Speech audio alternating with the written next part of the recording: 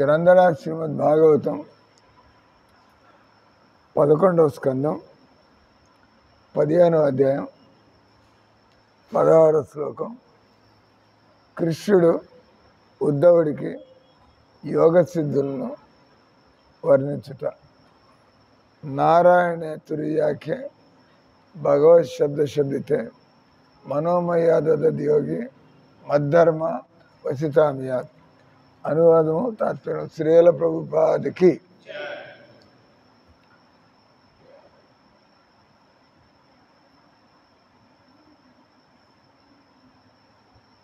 నారాయణుడు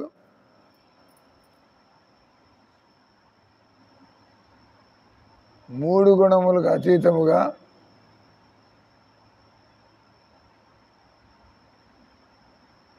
సర్వ విభూతిమయము ఆయన రూపమునందు మనస్సును నిలిపిన యోగి నా వంటి స్వభావాన్ని పొంది అతడు వసిత అనేది సిద్ధిని పొందను. ఈ అధ్యాయంలో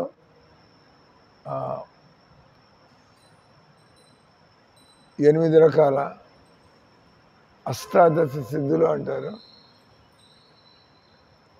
అష్టాదశ సిద్ధులు దానిలో ప్రముఖమైనవి ఆశ్చర్యపరిచేటువంటివి అద్భుతమైనటువంటి సిద్ధులు 8. అష్టసిద్ధి నవనిధికే దాత అసవరదేన జానకి మాత. ఇది కూడా హనుమాన్ చాలీసాలో వస్తుంది. దీనిలో 8 ప్రముఖమైనటువంటి సిద్ధులే కాకుండా 10 సెకండరీ ద్వితీయ శ్రేణికి చెందినటువంటి లేదా గౌణ అంటారు దాన్ని. సంస్కృత గౌణ సిద్ధులు ప్రముఖ సిద్ధులు. గౌణ సిద్ధులు అంటే అవి భౌతికమైనటువంటి, అంటే గాలిలో నడవడం, నీళ్ళ మీద నడవడం, ఇటువంటి ఈ ప్రముఖ సిద్ధులు అంటే మనం కనిపించినంత చిన్నగా అయిపోయి, చెప్పాం కదా, మిమ్మల్ని గదిలో పెట్టి తాళం వేస్తే బయటకు వచ్చేస్తాడు. మామూలు వ్యక్తి అయితే రాలేడు తలుపు తీయకుండా. కానీ ఆయన సిద్ధి ఉంటే చిన్న కంతలోంచి కూడా అటు అయిపోయి బయటకు వస్తాడు. ఆ సిద్ధులు ఉన్నాయి. ఇప్పుడు కూడా చాలామంది చూపించగలరు, తక్కువ మంది. కానీ దానికి ఎవరైతే ఏ సిద్ధి కావాలంటే, ఇతరుల మనస్సును చదవాలనేటువంటి సిద్ధి కావాలంటే, ద మైండ్ రీడింగ్. కొంతమంది పక్కన కూర్చోగానే అప్పుడు మీరు బిత్తరపోతారు. దేవుడా, ఇది నా మనసులో ఉండే ఆలోచన. ఆయన ఎవడో అన్నాడు, మధ్యప్రదేశ్లో ఒక మహారాజు మోడీ గారితో అందరితో కూర్చుంటూ ఉంటాడు. ఏం పేరు,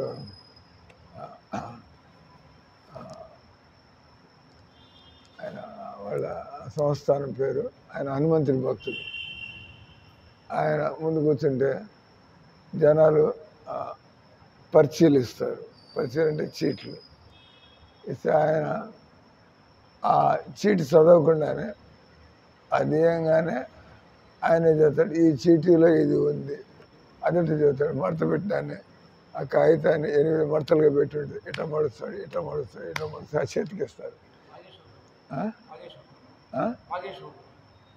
భాగేశ్వరం కరెక్ట్.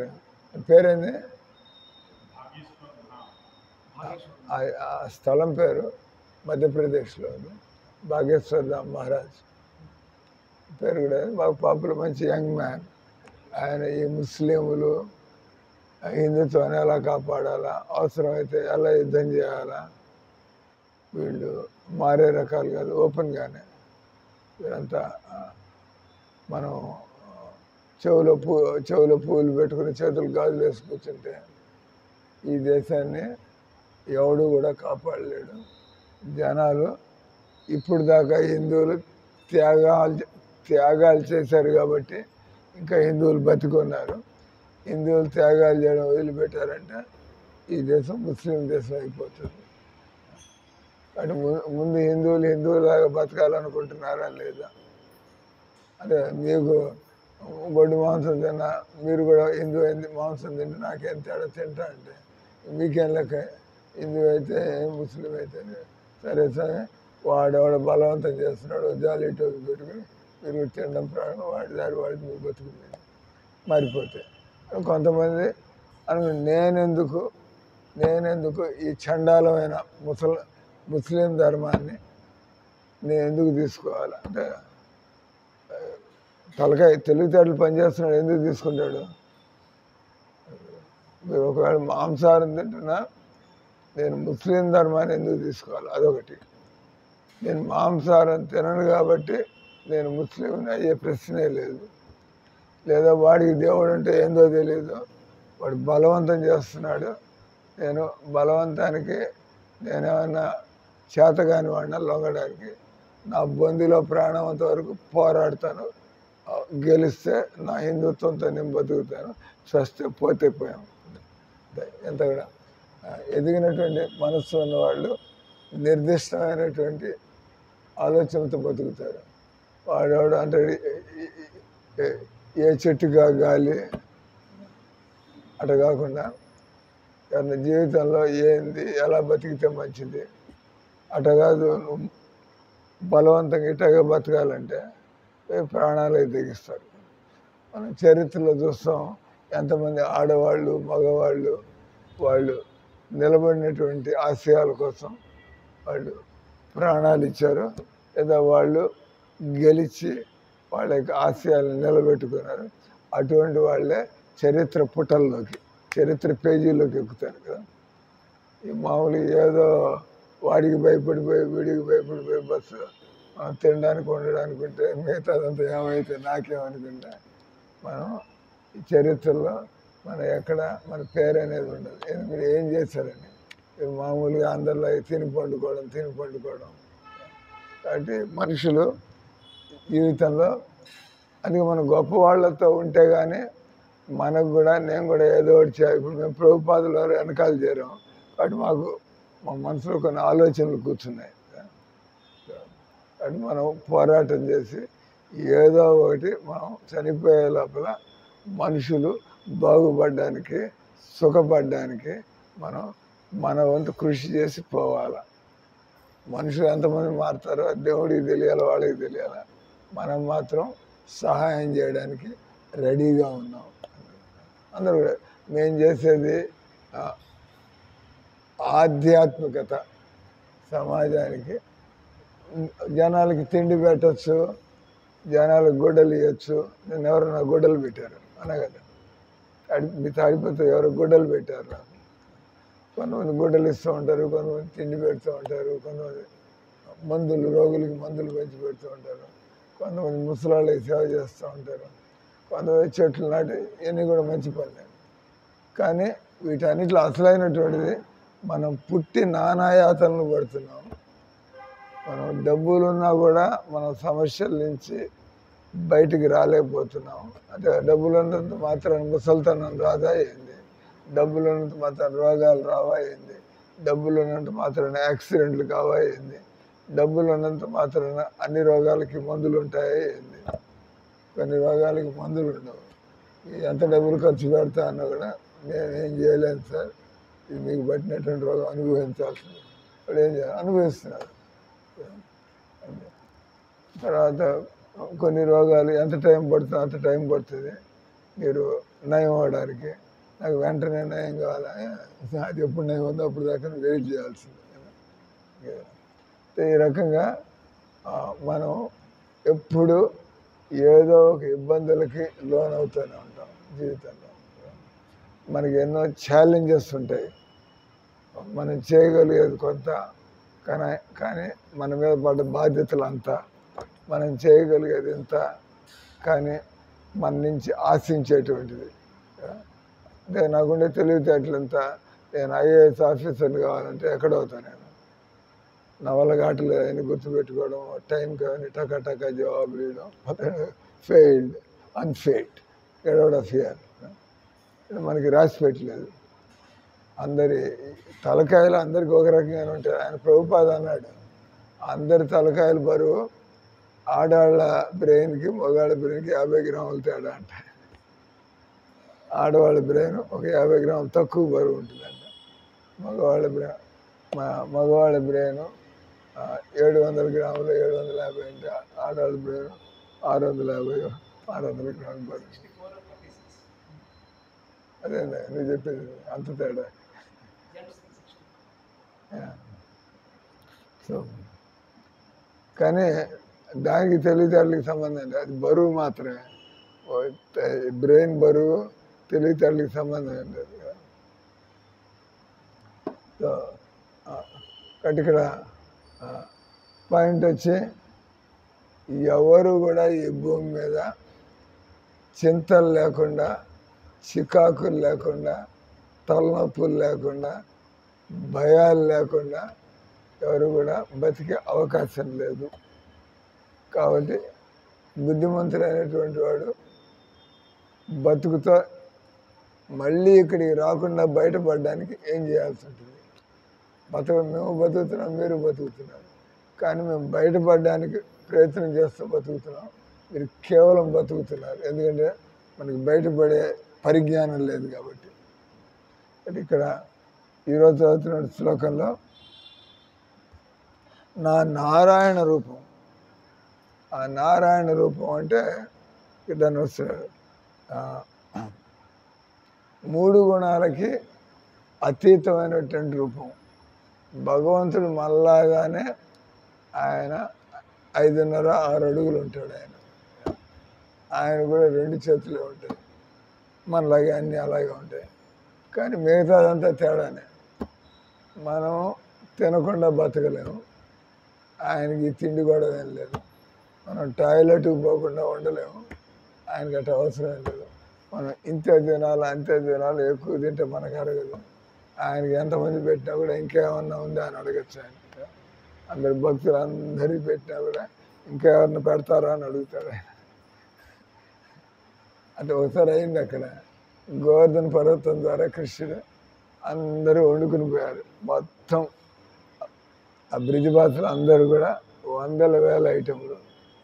పాప వాళ్ళు గుడిసెల్లో ఉంటారు కదా, అక్కడంతా విలేజ్, అందరూ వండుకుపోయారు.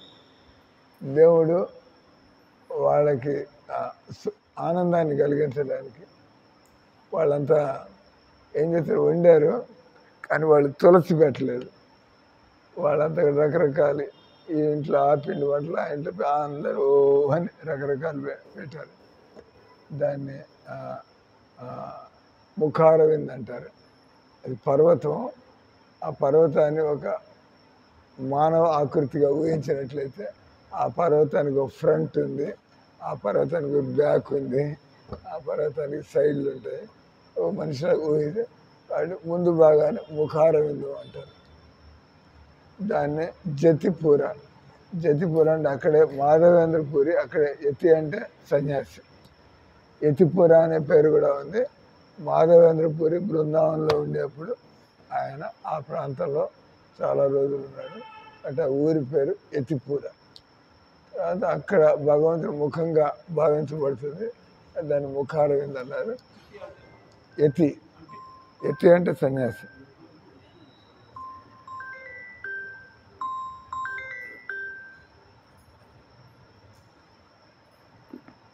యతిపుర. ఇప్పుడు కూడా ఈ గోవర్ధన పూజ వచ్చినప్పుడు ఆ కృష్ణుడి 5,000 సంవత్సరాల క్రితం దాన్ని వాళ్ళంతా కూడా అదేవిధంగా పండుగ అందరూ కూడా వంటలు తయారు చేసిపోతారు. కృష్ణుడు ప్రత్యక్షంగా ఉన్నప్పుడు ఆయన ఆ గోవర్ధన పర్వతం నిజంగానే ఇక్కడ మన విజయవాడ దగ్గర ఆ మంగళగిరి ఉంది కదా, విజయవాడ దగ్గర మంగళగిరి ఉంది. అక్కడ నరసింహస్వామి పర్వత రూపంలో ఉంటాడు. ఆయనకు ఒక ముఖం ఉంటుంది, దానిలో పానకం పోస్తుంటే ఆయన తాగుతూ ఉంటాడు. ఎంత పోసినా ఎన్ని సంవత్సరాల నుంచి రోజు అందరు బిందెలు పోస్తాయి. ఎక్కడికి పోతానంటే లోపలికి సగం మిగిలిపోతాడు, మిగతా లోపలికి పోతాడు. ఓ బిందె పోయంగానే సగం అవగానే వాళ్ళు అంటే బయటికి రావడం వాళ్ళు ఆఫ్ చేస్తారు. అంటే మరి నిండిపోయింది కదా, కానీ మళ్ళీ ఇంకో భక్తుడికి వస్తే మళ్ళీ సగం తాగుతాడు ఆయన, ఇంకో భక్తుడికి వస్తే సగం తాగుతాడు. అంటే మీ బిందులో సగం తాగగానే ఆయనకి నిండిపోతుంది, కానీ ఇంకోటి వస్తే మళ్ళీ తాగడం ప్రారంభిస్తాడు. అంటే మీకు కొద్దిగా ప్రసాదం వదిలిపెడుతున్నాడు ఆయన. ఇప్పుడు కూడా జరుగుతుంది విజయవాడ దగ్గర మంగళగిరి. అట్లా ఇక్కడ గోవర్ధనంలో ముఖారవిందం ఈ ఐటెంలన్నీ వండి అక్కడ పెడితే వాళ్ళకి తెలియక తులసి పెట్టలేదు. ఆయన భగవంతుడు మొత్తం తిని పారేస్తాడు. తినేసి అణియోర్ అంటే బ్రిజ్ భాషలో ఇంకా ఏమన్నా ఉన్నాయా మీద ఎత్తాడు. వీళ్ళంతా భజనలు చేసి పరిక్రమలు చేసి ఆయన నైవేద్యం పెట్టి తిందామని చెప్పి మనంతా నైవేద్యం పెట్టే దేవుడికి పెడదామని కాదు, మధ్యలో ఇది ఒక అడ్డం. ముందర ఆయన దేవుడికి నైవేద్యం పెట్టి తొందరగా మనం తినాలి. మన ప్రేమ అది, తినాల్సింది మనం. మధ్యలో అదేదో మనకి బాగుపడాలి కాబట్టి బలవంతంగా ఆయన ముందు పెట్టి ఒక 10 నిమిషాలు కాబట్టి ఉన్నట్టు అట్లాగే ప్లేట్ బయటకు వస్తుంది. ఎందుకంటే మనకి భక్తి లేదు, ఆయన తాకను కూడా తాకడు, అంటే బయటకు వస్తుంది. మీరు చాలా ప్రేమతో వండి చాలా ప్రేమతో నైవేద్యం పెట్టి ఆయన తినకపోతే మీకు ఏడుపు వస్తా అంటే ఎంత కష్టపడి వండాను స్వామి, మీరు తినకపోతే ఎట్లా అంటే టక్కన ఆయన లేచి కూర్చుంటాడు తినడానికి. మనకంత ఓపిక లేదు, ఆయన ఎప్పుడు తింటాడో తెలియదు. మేము మాత్రం తిని పండుకోవాలా, చెలో పోతామండి.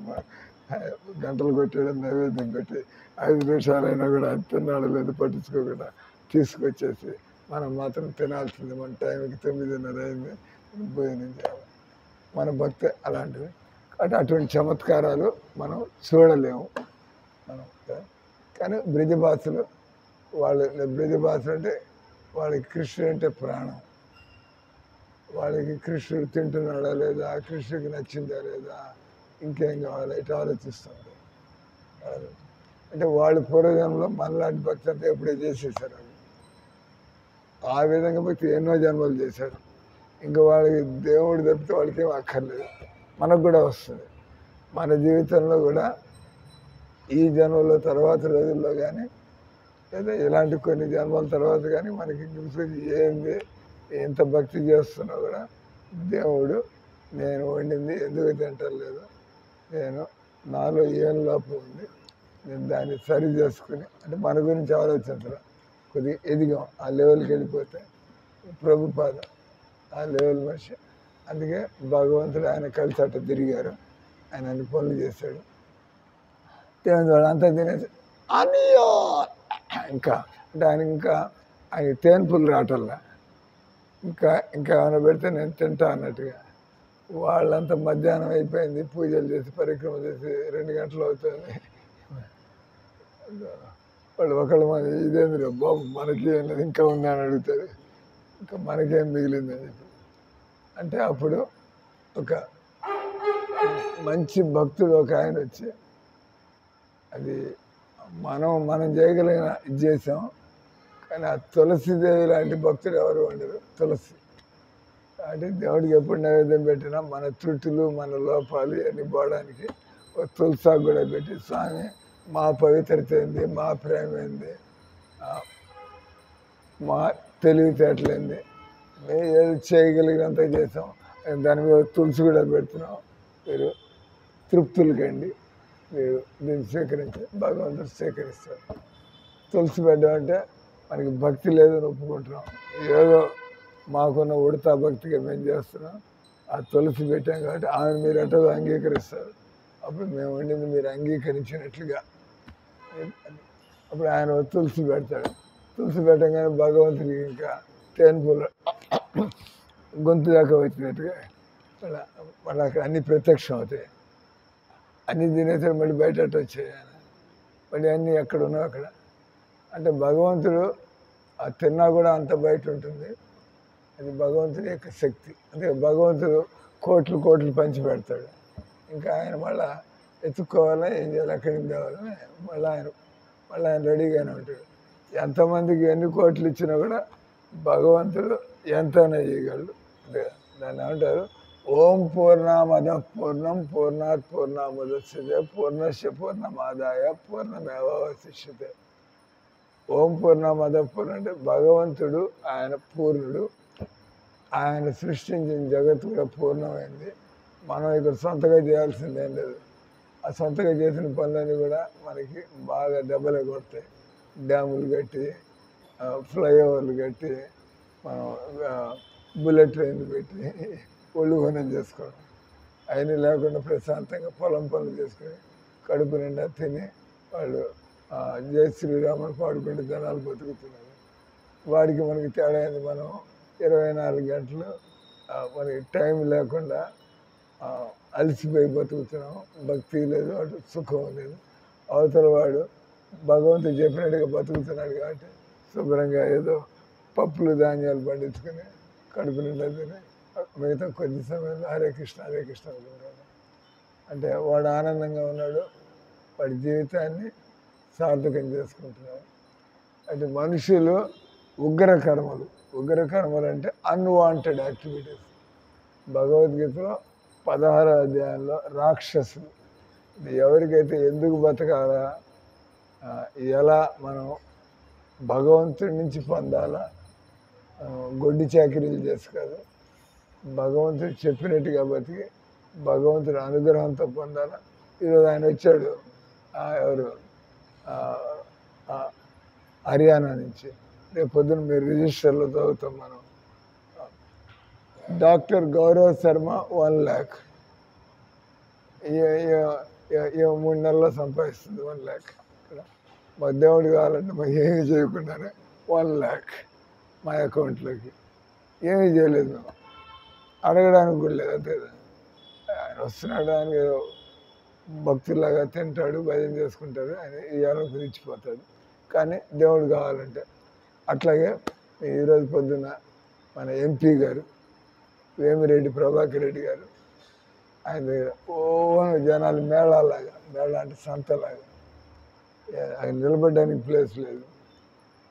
అదే భగవంతుడి ఏర్పాటు ఉంటే నేను రాగానే రెండు సార్ మమ్మల్ని అక్కడ మిగతా అని కుర్చీలు లేవు, అక్కడ కూర్చోబె లోపల తీసుకెళ్ళడానికి స్థలం కూడా లేదు. కానీ కొద్దిగా దేవుడి యొక్క దయ ఉంటే మేము కనపడంగానే కాషాయ గుడ్లలో నేను మా టీం మాకు నలుగురు రెండు సార్ మీరు మాత్రం లోపల రెండేసుకొని కొంచెం ఏసీ రూమ్లో కూర్చోబెట్టి, ఆ పెద్ద ఆయన పై అంతస్తులో ఉంటాడు, కింద ఆయన మీటింగ్ ప్లేస్, జనాన్ని కలుసుకునేది. మొట్టమొదట మాకంటే ముందు నుంచి 2 గంటల నుంచి జనాలు పడి అక్కడ నిలబడి తిరుగుతున్నారు, కూర్చోడానికి ప్లేస్ లేదు. 2 గంటల నుంచి, అంటే మేము 11 గంటలకు పోయాము, 9 నుంచి జనాలంతా పోగొతూ ఉంటారు. మనం ముందుకు పోతే మన పని అవుతున్నట్టు. సో మేము ముందర అపాయింట్మెంట్ తీసుకుని 11 గంటలకు రమ్మంటే మేము 11 గంటలకు చెప్పాం. రాగానే వాళ్ళ బాడీ గార్డు వీళ్ళు దండాలు పెట్టి మాకు ముందు మీరు లోపలికి కూర్చోండి సార్, ఆయన పైనుంచి దిగి రాగానే ముందు మమ్మల్ని లోపలికి పంపించి.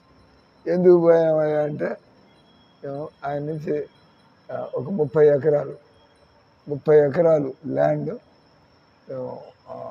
మన జిల్లాకి ఒక మంచి పని చేద్దామని, దాన్ని ఆనందమూర్తి ఆధ్యాత్మిక థీమ్ పార్క్ అనే ప్రాజెక్టు. దానివల్ల జిల్లాలో ఇంక నుంచి ఈ ప్రాజెక్టు అయితే శాశ్వతంగా మనుషులు పుడుతూ ఉంటారు, చేస్తూ ఉంటారు.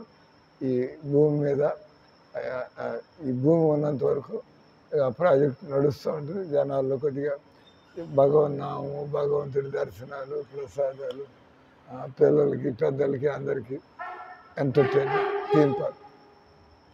కాబట్టి చెప్పంగానే మన జిల్లాకి ఎంతో మనం సనాతన ధర్మాన్ని అందరి ఈ జన్మలో రానున్న జన్మల్లో కూడా మన బతుకు బాగుపడే విధంగా ఈ వాతావరణం హెల్ప్ చేస్తుంది సార్.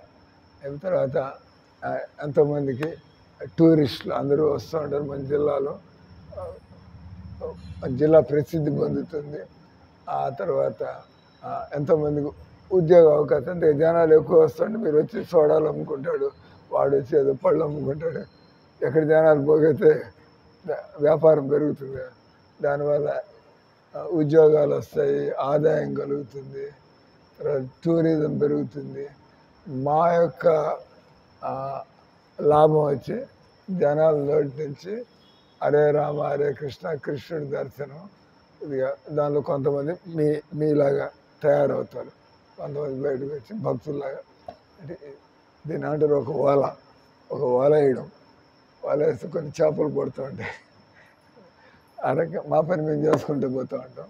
సరే, ఆయన విన్న తర్వాత వెరీ గుడ్, మంచి ప్రాజెక్ట్స్ అని నేను తిన్నగా చంద్రబాబు నాయుడుతో మాట్లాడతా. దేవుడు కావాలంటే నేను తిన్నగా ఏదో సరే సంతకం పెట్టి మీరు చంద్రబాబు నాయుడు కలుసుకున్నాను.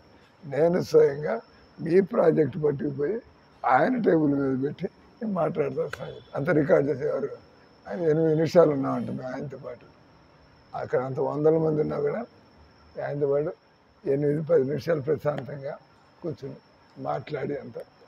ఆయన ఇంకో కాపీ ఇవ్వండి, ఈ కాపీ నేను నా దగ్గర పెట్టుకొని చూస్తాను అని ఇంకో కాపీ నేను మాకు తెలీదు, ఏదో మహానాడు ఏదో మీటింగులు జరుగుతున్నాయంటే కడపలో 26, 27, 8 అప్పుడు కంపల్సరీగా ఈ ఏరియాకి చెందిన ఎంపీలు ఎమ్మెల్యేలు అందరూ ఆయనతో పాటు. అప్పుడు నేను స్వయంగా మాట్లాడుతూ సార్ చెబుతాను. వాటికి చెప్పదలుచుకున్న విషయం ఏంది, మనం కేవలం కష్టపడమే కాదు, ఇది భగవంతుని దగ్గర పెట్టుకుని మనం దాన్ని కృష్ణ ఫ్యాక్టర్ గాడ్ అంటారు. ఆ రకంగా పనిచేస్తుంటే మన జీవితంలో సులభంగా మనకి సంతృష్టి కలగడం, ఆనందం కలగడం, మనం అనుకోని విధంగా పనులు అవడం, ఇవన్నీ అనుకున్న దానికంటే ఎక్కువ పనులు అవడం, ఇవన్నీ చూడాలంటే మనం గట్టిగా కృష్ణుడిని నమ్ముకోవాల్సి ఉంటుంది. ఎందుకంటే భగవంతుడు మనలాగా కనిపించినా కూడా ఆయన మనలాంటి వ్యక్తి కాదు. ఎందుకంటే గుణాలకి అతీతమైన వాడు. తర్వాత ఆయన సర్వ విభూతిమయుడు. భగవంతుడికి ఏదీ లోటు లేదు, అందరికీ అన్నీ ఇవ్వగలడు ఆయన. మామూలు వ్యక్తులు వాళ్ళకి ఇస్తే వీళ్ళకి లేదు. ల్యాండ్ అడిగాం, మాకు ఇస్తాడు. ల్యాండ్ అయిపోయింది అక్కడ ఇంకోటెవడో అడిగితే ఇక్కడ లేదు సార్, మీరు చిత్తూరు జిల్లాలో తీసుకోండి, మీరు పోయి అక్కడ తీసుకోండి అంటే అంతే కదా. మనుషులు కాబట్టి, కానీ భగవంతుడు కావాలంటే ఏమన్నా చేయగలడు ఆయన. అందరికి కూడా అన్ని ఇచ్చేటువంటి సర్వసమర్థుడు, సర్వశక్తిమంతుడు భగవంతుడు. అది మనకి ఆయనకి తేడా. అటు ఇక్కడ అంటున్నాడు, ఎవరైతే మనలాగా కనిపిస్తాడు కానీ మనలాంటి రక్త మాంసాల శరీరం కాదు. రెండోది, మన మధ్యలో ఉంటున్నాడు కానీ మనలాగా పరిమితమైనటువంటి వ్యక్తి కాదు. సర్వ విభూతిమయుడు ఆ నారాయణ రూపమునందు. మేము మళ్ళీ చదువుతూ ఉంటాం, మీరు గట్టిగా కృష్ణుని నమ్ముకున్నారంటే ఏమి అంత పెద్ద ఇట్లంతా శ్లోకాలు తెలివితేటలు ఎంత అక్కర్లా. ఏదో మాలాంటి వాళ్ళు నమ్మించాలి కాబట్టి మేము చదువుతూ ఉంటాం, మాట్లాడుతూ ఉంటాం.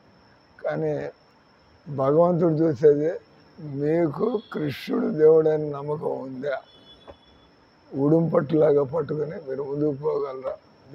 నీ మాట్లాడి నాకే నమ్మకం లేకపోతే లాభం లేదు, ఏం దొరికేది ఏంటది. చిన్న స్టోరీ ఉంది. అంటే నాలాగే బాగా మాటలు నేర్చుకునేవాడు ఆయన. అని జనాలకి భాగవతం గురించి చెప్పేస్తూ ఉంటాడు, బ్రహ్మాండమైన వర్ణాలు చేస్తాడు. దానిలో ఒక అమాయకుడు వాడు కూర్చొని ఆయన నమ్మేశాడు. ఇదంతా ఈ చెప్పేవాడు కథలాగా చదువుతున్నాడు, ఆ జనాలు అంత ఇంత దక్షిణ ఇచ్చిపోతూ ఉంటాడు. కానీ ఈయన కృష్ణుని నమ్ముకుంటే ఆ దక్షిణలు ఎత్తుక్కోకర్లేదు, వచ్చింది వస్తుంది, పోయింది అన్నట్టుగా దృష్టి దాని మీద ఉండదు భక్తుడైతే. కానీ ఆయన అటువంటి భక్తుడు కాదు కాబట్టి ఆయన ఏదో 4 శ్లోకాలు బట్టి 4 మసాలా స్టోరీలు అక్కడ జనానికి కొద్దిగా ఎంటర్టైన్మెంట్ వాళ్ళు భలే చెప్పినాడు దేవుడి గురించి చెప్పి జనాలు ఏదో 10 రూపాయలు, 50 రూపాయలు, 100 రూపాయలు అందులో మీరు ఉద్యోగం చేసి బతుకుతున్నాడు, వాడి కథలు చెప్పి డబ్బుతో వాడు బతుకుతున్నాడు. భక్తి అనేది లోకీలో ఉంది, అంటే గట్టిగా లేదు. అక్కడ సాధన చేస్తే కానీ భక్తి అనేది కలగదు. కానీ ఆయన ఇట్లా బాగానే అలవాటు అయిపోయింది 100 చోట్ల చెప్పడం. అంటే అలవాటు అయిపోతే మనం ప్రొఫెషనల్ అంటారు. బాగా అలవాటు అయిపోయిన స్టోరీ టక్ అని ఈ ప్రోగ్రాంలో ఏం చెప్పాలి, ఆ ప్రోగ్రాంలో ఏం చెప్పాలి, ఏదో ఒకటి అట్లా మాట్లాడుకుంటాం. కానీ దానిలో అప్పుడప్పుడు కొంతమంది నిజంగా దేవుణ్ణి వెతికే వాళ్ళు ఉంటారు. ఈ ప్రొఫెషనల్. ఈ కథావాచకుడు చెబుతున్నటువంటి ఆ ప్రోగ్రాంలో నిజంగా ఒక అమాయకుడైనటువంటి వ్యక్తి నిజంగా దేవుణ్ణి నమ్ముకుంటే ఎంత జరిగిపోతుంది చెప్పి అంత ప్రవచనం అయిన తర్వాత ఆయన దగ్గర అందరూ మామూలుగా లేచిపోతున్నారు. ఆయన డబ్బులు లెక్క పెట్టుకోవడానికి తయారవుతున్నాడు. మిగతా వాళ్ళందరూ లేచిపోతున్నారు. ఈయన పాపం ఈ అమాయకుడు బాగా శ్రద్ధగా విన్నాడు. ఇది రమానందలాగా అనాలైంది, రమానంద లాంటి భక్తుడు అనాలైంది కదా. మేము కూడా అంతే అంటాం. ఆయన దగ్గరికి వచ్చి స్వామి మీరు అవన్నీ చెప్పారు కదా, ఎక్కడుంటాడు ఈయన? బృందావనంలో ఉంటాడు, యమునా నది కొట్టిన ఆ కథ మధ్య ఆయన ఉంటాడు. ఈ నిజంగా 3 అంబులతో బయలుదేరాడు అక్కడికి. కాబట్టి అంత నమ్మకంగా బయటకట్టి నిజంగా నాకు దర్శనం కూడా కలుగుతుంది ఆయనకి. ఈయన మాత్రం ఈ కథలు చెప్పుకుంటూ రోజుకి 500, 1000 రూపాయలు సంపాదించాడు ఈయన బతికిన. కానీ అసలు పని భగవంతుని దర్శనం చేసుకోగలిగాడు. అటు ఇక్కడ కూడా మనం నారాయణ రూపమునందు మనస్సును నిలిపి యోగి అటువంటి రోజు నాకు ఇక్కడ మేడలు మిద్దెలు, ఇక్కడ సుఖాలు, ఇక్కడ ఆస్తులు నాకు వద్దు, నాకు దేవుడే కావాలా, ఇంకేమీ అక్కర్లేదు అనే స్థితికి ఎవడైనా వచ్చినట్లయితే ఆయన ఏమంటున్నాడు, వసిత అనే యోగ సిద్ధిని అతడు పొందను. మనం వద్దన్నా కూడా మనం గట్టి భక్తులైనట్లయితే భగవంతుడు తన భక్తులకి కావలసినవన్నీ ఏర్పాటు చేస్తాడు. కాబట్టి దాన్ని ఏమంటారు వసిత సిద్ధి. భగవద్గీతలో కృష్ణ భగవాను ఇట్లు పలికను త్రిభిర్గుణమయర్, మనం ఇప్పుడు చదువుతున్నటువంటి 7వ అధ్యాయంలో శ్లోకం ఇది. త్రిభిర్గుణమయర్ భావర్ ఏభీ సర్వమిదం జగత్ మోహితం నాభిజానాతి మామేభ్య పరమ వ్యయం. సమస్త విశ్వము సత్వరజ తమో గుణములచే భ్రాంతికి గురి గుణాలకు అతీతుడను అవ్యయుడను నాశనము లేనటువంటి వాడును నన్ను ఎరగదాలకున్నది. కృష్ణుడు ఆయనకి ముసలితనం రాదు, గడ్డాలు మీసాలు రావు. ఆయనకి ఎన్ని దశాబ్దాలు నడిచినా కూడా మన శరీరం మారిపోతుంది, కానీ భగవంతుడు మాత్రం అలాగే ఉంటాడు. మన జుట్టు నెరిచిపోతుంది, మన శాల్తీ మారిపోతుంది, అంతా కూడా అంతే అందమంతా పోతుంది కాలంతో, శరీరంలో మార్పు. కానీ భగవంతుడు మాత్రం ఎట్లా ఉన్నవాడు అట్లా. 15 ఏళ్ళ కుర్రాడు ఎట్లా ఉంటాడో 80 ఏళ్ళు గడిచిపోయినా భగవంతుడు మాత్రం 15 ఏళ్ళ కుర్రాడులాగా కనబడతాడు. అది ఇక్కడ చూస్తుంది. కానీ వాళ్ళు భగవంతుని ఈ విధంగా ఉంటాడు అర్థం చేసుకోలేరు. తురియ అంటే గుణాలకి అతీతుడు. భగవంతుడు జాగృత స్వప్న సుషుప్త అవస్థలనేది 3 స్థితులకు దాటి తురియ అని వీరరాగా. దేవదేవుడు భగవద్విభూతులను అనగా సౌందర్యము, యశస్సు, ఐశ్వర్యము, జ్ఞానము, వైరాగ్యము, బలము అని వాటిని అపరిమితముగా కలవాడు. కానీ భగవత్ శబ్దిత అంటే ఇప్పుడు భగవాన్, భగ అంటే సంపదలు, వాన్ అంటే కలవాడు, భగవాన్. భగవత్ శబ్దితే. ఈ భగవాన్ అనే శబ్దాన్ని కృష్ణుడికి తప్ప ఎవరికి వాడడానికి వీలు లేదు. భగవాన్ అంటే అన్ని సంపదలు అనంత పరిమాణంలో. మామూలుగా అన్ని సంపదలు అందరికీ ఉండవు. మీకు అందం ఉంటే డబ్బు ఉండదు, డబ్బు ఉంటే తెలివితేటలు ఉండదు, తెలివితేటలుంటే ఆరోగ్యం ఉండదు. అన్నీ ఉన్నా కూడా మన మొహం చూసేవాడు ఉండడు, పేరు ప్రతిష్టలు. అంతే కదా. తెలివి గల వాళ్ళు చాలామంది ఉన్నారు, అందరికీ పేరు ప్రతిష్టలు కలుగుతున్నాయి. అది మన పరిస్థితి అది. కానీ భగవంతుడికి అన్నీ ఉన్నాయి. అవి కూడా మనకు కొద్దిగా 10 ఎకరాలు 200 ఎకరాలు ఇట్ట. భగవంతుడికి సర్వలోక మహేశ్వరం. భగవంతుడు ఈ ప్రపంచానికి అంతా కూడా అన్ని లెక్కలేని లోకాలు, ఆయనకి ఏం లోటు ఉంది. అంటే అది తెలుసుకొని ఆ విధంగా కృష్ణుడిని నమ్మగలిగేవాడు. ఎవడైనా ఇస్కాన్లోకి వచ్చి చేరుతున్నా అంటే వాడు సామాన్యుడై ఉన్నాడు. అంత నమ్మకం కలగకపోతే ఎవడొచ్చి చేరడు. ఉన్న ఆస్తులు వదిలిపెట్టి, ఉద్యోగాలు వదిలిపెట్టి, ఉన్న బంధువులు వదిలిపెట్టి, అంటే వాడికి ఏదో అర్థమైపోయింది. బస్ ఏమైనా కూడా ముందు కృష్ణుడు తర్వాత ఏందో నేను చూసుకుంటాను. అట బయలుదేరిన వారికి ఈ సిద్ధి. ఏం సిద్ధి అది? వసిత. సారాంశమేమనగా మనిషి భగవంతుని ఈ విధంగా నమ్మడం వలన వసిత సిద్ధి, అంటే భగవంతుడిని వశం చేసుకోగలడు. ఇదంతా కూడా ఆ దేవదేవుని అనుగ్రహంపై. మీరు మీ మనసులో మీరే చూసుకోవచ్చు, నాకు దేవుడు కాకుండా ఇంకేమన్నా కోరికలు ఉన్నాయంటే మనం ఇంకా ఎదగాల్సిన వాడు. నాకు దేవుడు తప్ప వేరే కోరికలు ఏం లేవు, నాకుండే అవసరాలు అని ఎట్లాగో పూర్తి చేస్తున్నాడు. కాబట్టి నేను ఆయన సేవలో మునిగిపోవాలా. అటువంటి వాళ్ళు ఏమి అడగకుండానే ఎప్పుడు వాళ్ళకి ఏం కావాలో ఆ శ్యామలమ్మ మీకు ఏమైనా చీరలు కావాలా? అక్కర్లేదు సార్, అంతే కదా. దేవుడికి లెక్క అయింది, నేను అటు వచ్చిపోతా ఉంటాను. హరే కృష్ణ హరే కృష్ణ కృష్ణ కృష్ణ హరే హరే, హరే రామ రామ రామ